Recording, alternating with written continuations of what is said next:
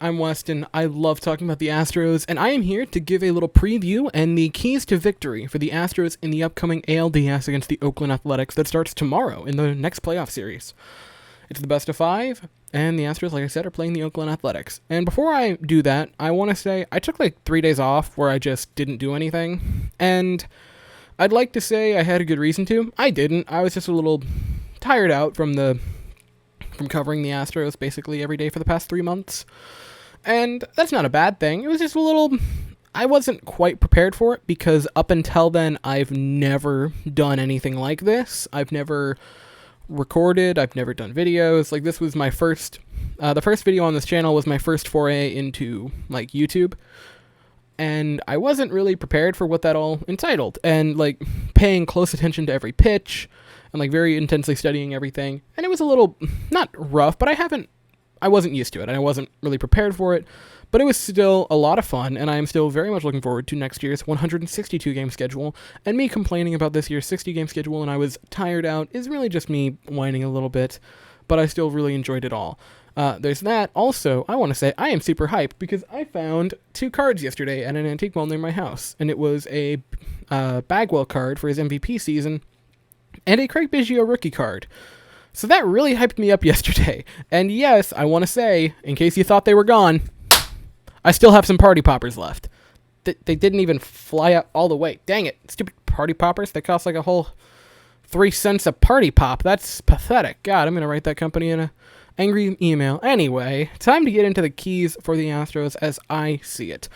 Now, I didn't mean to perfectly write out 5. That just happened. So know that going into it, I didn't mean to accidentally make 5 keys to victory.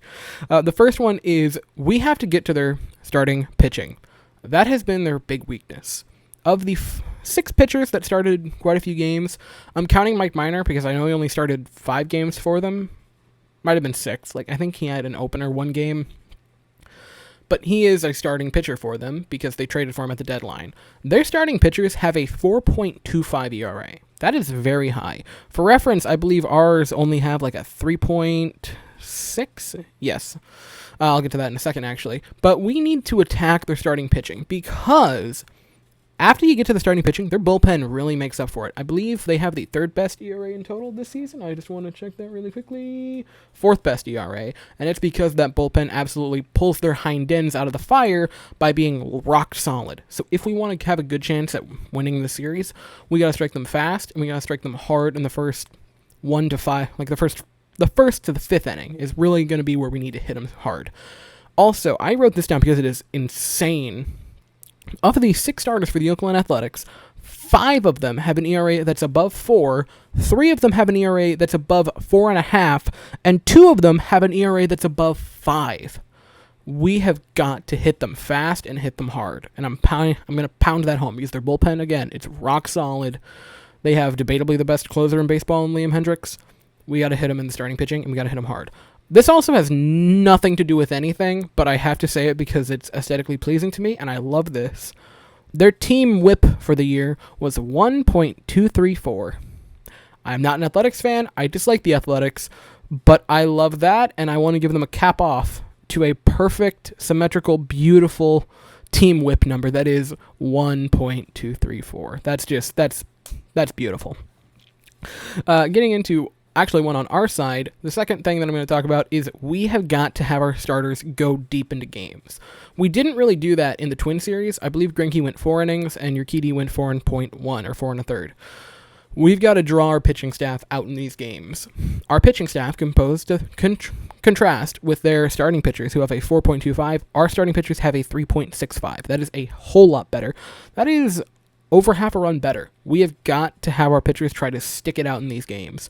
Javier, Urquidy, McCullers, Greinke, Valdez, they've got to go far into these games. That is going to be a big thing because our bullpen is sort of the opposite of theirs. Theirs is a seasoned, veteran-led squad that saved their team's ERA, and ours is sort of the opposite of that. Our bullpen is mediocre at best and is only made okay-ish by the presence of Enoli Paredes, Andre Scrub, and Blake Taylor. Also, they're all 3 rookies.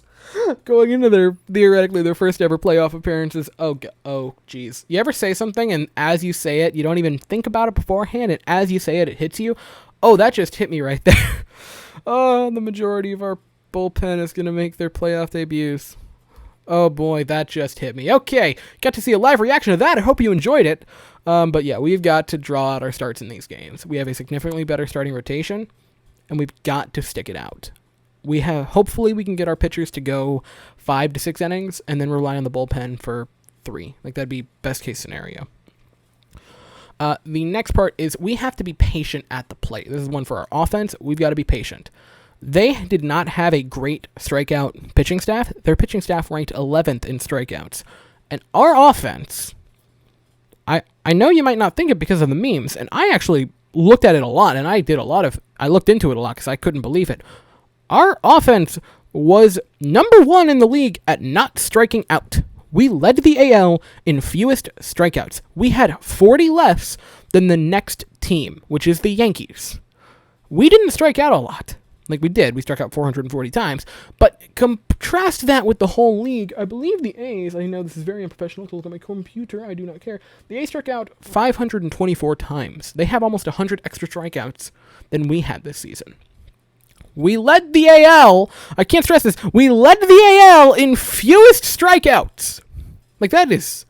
All the memes would have you believe that, oh, we struck out the most, which is sort of what I thought. And I watched every game. I watched every pitch, every at-bat. And even I thought we probably led the league in strikeouts because, I mean, it's just me. You know, you think your team is the worst if you watch them. Maybe you don't. Maybe that's just me because I'm somewhat of a pessimist anyway. We've got to be patient. They don't have Matt Chapman, so that's a big thing. So if we can be patient, put the ball in play more, and maybe draw more walks and just not strike out because, again, their pitching staff does not like to strike you out. If we can put it in play without a Matt Chapman, we can hopefully get on base and cause some damage that way. We only hit 1 home run in our 2-game series against the Twins, so I think the name of this game is going to be small ball against the Oakland Athletics, because they also did a pretty decent job at not allowing home runs. Next one, I know that everyone would say this, but you got to hear me out on it and my reasoning for it. We got to win Game 1. Game 1 is a huge game to win for the Astros because... And I wrote this down exactly like it, which, now looking back, it's kind of funny that I wrote it like this. We have to kill their hopes.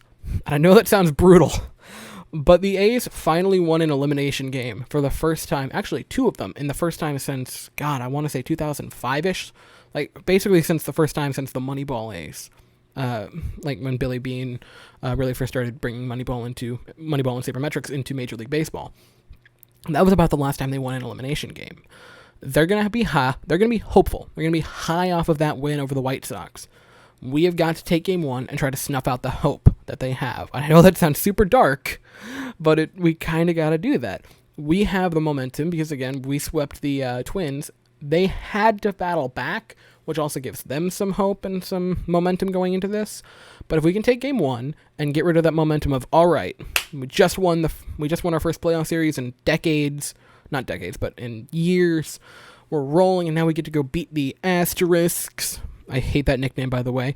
Funny thing, the Astros, this has nothing to do with anything. The Astros had, like, the worst name for the 2 things that could come out against us, which was the sign stealing, and they need an asterisk. That, and then, I don't want to swear on the channel, but, you know, Astros kind of goes there. Anyway.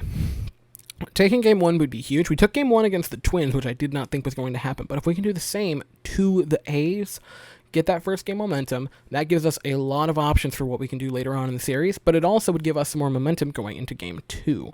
Because, and I haven't watched a lot of A's baseball. That is, granted, I don't watch them unless we play them, basically. But... hopefully, I don't know if I'm basing this off of anything, but hopefully a win would not really make them mad and want to win the next game, but would kind of derail them and throw them for a bit of a loop, and that's why I'm really viewing Game 1 as massive. And the last key to victory is, I wrote it down like this because it's a pun and I hate myself, we gotta use the fire. Now, what I mean by that is we cannot beat them. We cannot beat ourselves in the series. We have to let them beat themselves and capitalize on their mistakes. We can't get emotional. We can't get hot-headed. We can't be cloudy thoughts. We have to be focused, and we just got to use anything to our advantage. Emotions. We can't let the emotions of Mike Fire get to us in a bad way. Like, we can't use that to cloud our vision and throw us off our game. We need to use that as fuel to stoke our fire and our competitive spirit. We were able to do that against the Twins. We were able to sort of shocked the league because almost everything I saw had us losing that series to the Twins. And we kind of got to keep using that. We can't let Fiers throw us off because he was the main rat of the whole scandal.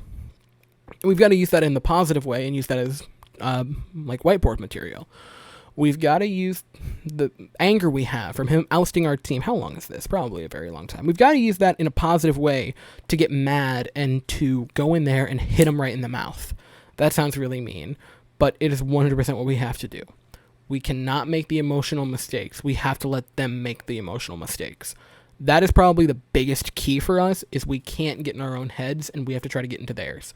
If we act like we don't care about what happened in the past, if we act like we don't give a crap about anything and only care about the present, I think that will give us a massive advantage in this series, especially if they can't get their heads out of the past, which I'm not sure if they'll be able to do that because, they just won the playoff series in forever, which means they'll have a bit of momentum. But we have got, I know Correa kind of said something cocky, which I'm not in love with the phrase, but I get why he said it. But we can't get too ahead of ourselves. Just because we won a playoff series doesn't mean we've done much yet. We won a wild card series. We got to win at least the ALDS. If we can make it to the league championship series, that'd be huge. Which, by the way, we all kind of have to be Rays fans for the upcoming series against the Yanks with the Rays and Yankees, because I'm not sure, I hope we can win the ALCS. Hopefully we can win the World Series again this year. But I would much rather if you said to me, hey, Weston, you're going to lose the ALCS. Do you want to lose it to the Rays or the Yankees? It's not even a close race. The Rays would be way better to lose to, because if you think Yankees fans would be humble in victory, That is a nightmare that I do not want to see, is losing a playoff series to the Yankees this year of all years. So I know that has nothing to do with us, but we kind of got to be Rays fans for that series. And yeah, that is my keys to the ALDS. I do not want to make a prediction because I do not want to, I don't want to get ahead of myself, and I don't want to, if I say the Astros, I feel like I'm being a homer, and if I say the A's, I feel like I'm being a pessimist. So I'm not going to make any predictions. I just hope that we can play well and carry over some of the momentum from the Twin series. So yeah, that's all I have to say. It's nice to be back. If I was weird and off in this video, it's because, again, I took a 3-day break. So if I seemed like I forgot how to do this, I apologize. Yeah, that's really all I have to say. The game tomorrow starts at 3:07 Central Time, 4:07 Eastern Time, which is the time zone I am in. And I will see you after the game, hopefully talking about a massive Game 1 victory.